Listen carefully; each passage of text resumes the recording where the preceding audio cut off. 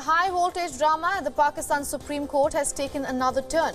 The top court has called the delay in Punjab elections as unconstitutional. The early date of October 8th has been struck down, and now snap polls will be held on 14th of May in Punjab. The petition to review the dates was brought in by the opposition party, which is why this is being seen as a vindication for Pakistan's Tehreek-e-Insaf party. It is being seen as a major setback, however, for the ruling government. Islamabad had blamed the current economic crisis for delaying the polls to October.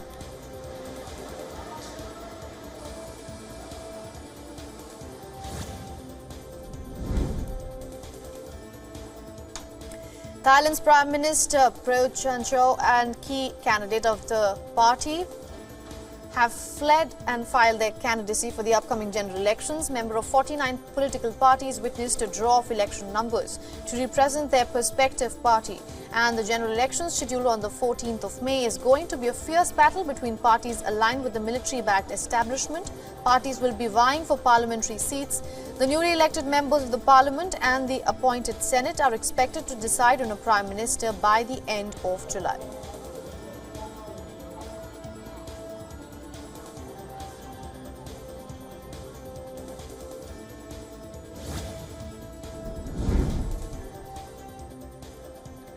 A massive fire broke out in Bangladesh's capital Dhaka. Authorities were working relentlessly to douse the fire as it raged through a shopping complex with about 3,000 shops.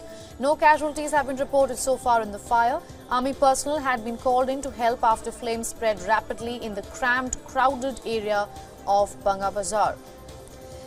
This is home to the country's famed cloth market. Most of the shops were burnt to ashes as the blaze engulfed large chunks of the complex. Cause of fire yet remains unknown.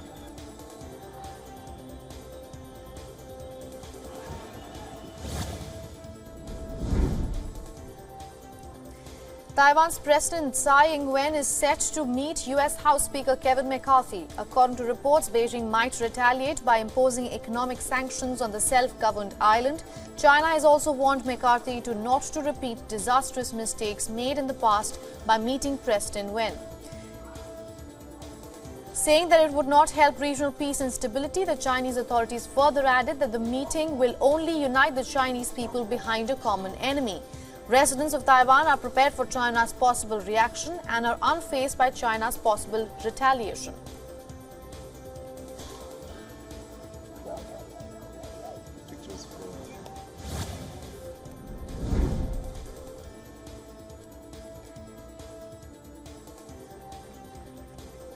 Taiwan's President Tsai Ing-wen, who is currently on a trip to Central America, visited a sheep and goat breeding project in Belize. Tsai Ing-wen's trip is an effort to shore up a dwindling number of allies. Earlier, Belize reaffirmed its diplomatic ties with Taiwan, becoming the second country to do so in a week. Belize follows in the footsteps of Guatemala, another ally of Taiwan. Guatemalan leader declared its relationship with the self-governed island unchallengeable during the President of Tsai Ing-wen's previous visit. The two Central American nations represent two of Taiwan's 13 formal allies across the world.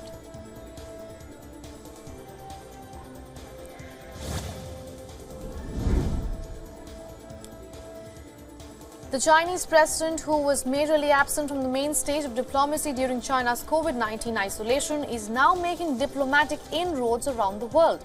Experts call it a fundamental reset in Xi's foreign and economic policies. From an economic perspective, the main goal is to restore robust growth to China's slowing economy, while from a diplomatic perspective, China's main aim is to improve relations with countries around the world after a period of isolation. The focus is also on ties with Europe, which have been badly damaged by China's support for Russia in the ongoing war in Ukraine.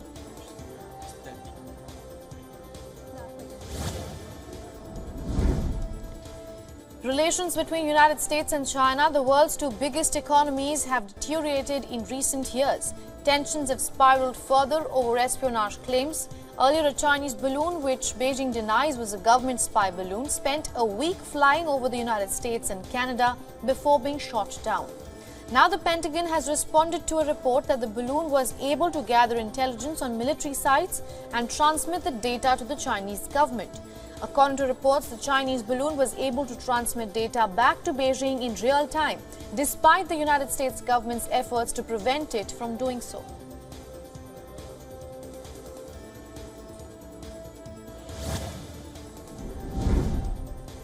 The holy month of Ramadan is on. In the latest, late on Monday evening, the Israeli police cleared the Al-Aqsa Mosque of worshippers who wanted to stay overnight in the mosque.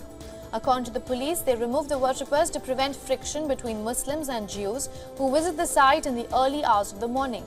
The compound, revered by Jews as the Temple Mount, is also one of the most sacred sites in Judaism.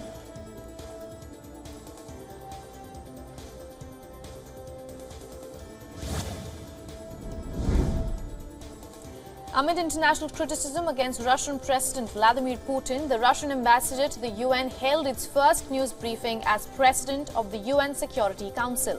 The Russian ambassador rebutted accusations regarding Russia's threat of nuclear war and called the claims a propaganda.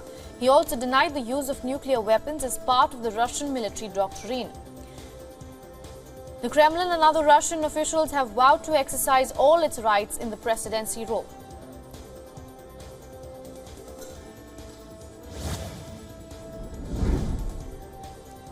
A passenger train carrying 50 people has derailed in the Netherlands. According to reports, early in the morning at around 3:30 a.m., the train hit a construction crane, resulting in death of at least one person so far and injuring as many as 30 people. The accident took place in a village near The Hague. 19 people were taken to hospital immediately, while others received treatment at the scene of the accident. The local services reported a fire breakout in the carriage, and which was successfully doused before it caused any further damage or casualty.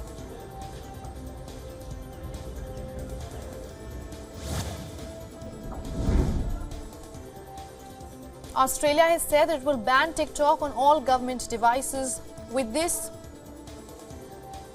Canberra has joined other countries in barring the Chinese-owned video application, citing security concerns. After the completion of a review by the Home Affairs Department, Australian Prime Minister Anthony Albanese has reportedly agreed to a government-wide ban on the use of TikTok application. The Attorney General said that the decision followed advice from the Australian intelligence agencies and would begin as soon as practical. As of now, the United States of America, Britain, New Zealand, Canada, Belgium and European Commission have already banned the application from official devices over security concerns.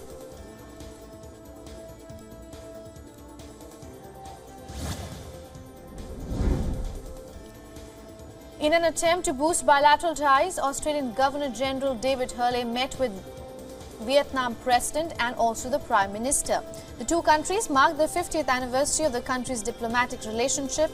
After an official welcome ceremony, Hurley held talks with Vietnamese President Vo Van Thiong and the Presidential Palace. In 2008, Vietnam and Australia upgraded the relationship to a comprehensive partnership.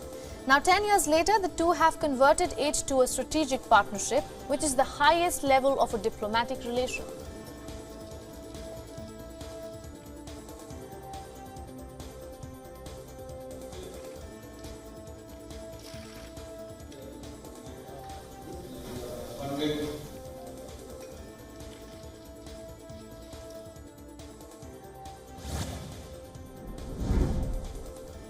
US President Joe Biden has returned to Washington, D.C. from Minnesota. On being asked about the latest price hike in oil costs, Biden almost downplayed OPEC Plus oil output cut by saying, and I'm quoting here, "It's not as bad as you think." The president did not immediately elaborate with any further statements. Earlier in a surprise move, Saudi Arabia and the other OPEC Plus oil producers had announced further oil output cuts of around 1.16 million barrels per day, a move deemed inadvisable by the United States. The pledges bring the total volume of cuts by OPEC Plus, which groups the organization of the petroleum exporting countries with Russia and other allies, to about 3.66 million barrels per day.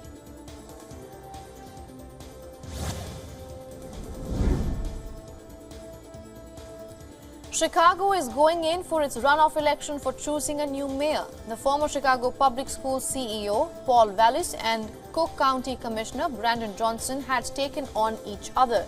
In a bid to replace outgoing incumbent, Wallace has positioned himself as a moderate and has the backing of the Chicago Police Union and major business groups, while Johnson is a former teacher and union organizer backed by the Chicago Teachers Union. Wallace and Johnson were the top two vote-getters in February's municipal election, which proceeded to a runoff because no candidate received over 50% of the vote.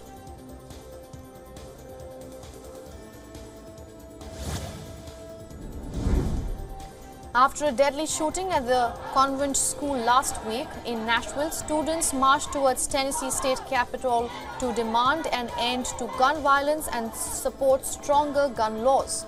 Chanting slogans, the high school and college students staged a walkout in the streets of downtown Nashville. According to reports, thousands of university students walked out of class in the morning to join the protest. During the latest gun violence incident on March 27th, 3 pupils and 3 staff members were killed at Nashville's convent school. The police had responded and killed the assailant, who was a 28-year-old former student at the school.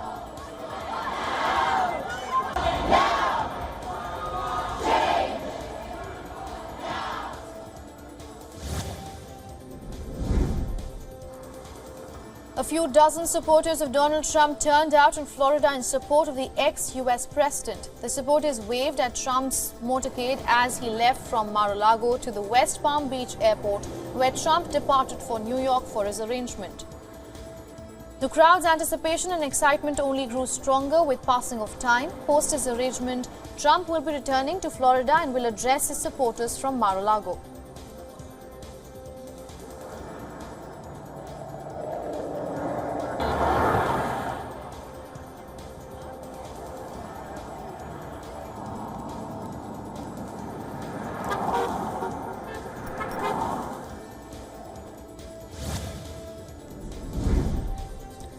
Large waves hit the beaches of Brazil's Rio de Janeiro, scaring some tourists in the area and causing a man to fall into the sea.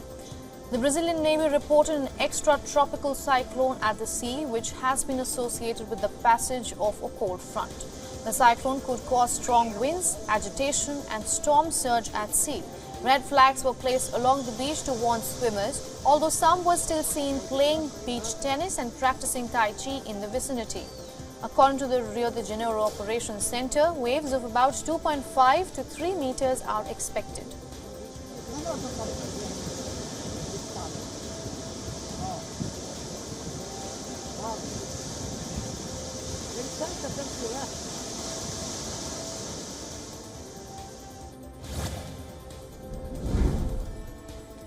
After 3 years of extreme drought, the winter weather has driven up California's snow levels to 237% of normal amount. According to the latest figures, 2023 snowpack on track is the largest on record so far. California relies on the store of mountain snow to provide water during the warm. This is also during dry spring and summer. But while flooding remains a threat when the snow melts, drought still remains the bigger concern.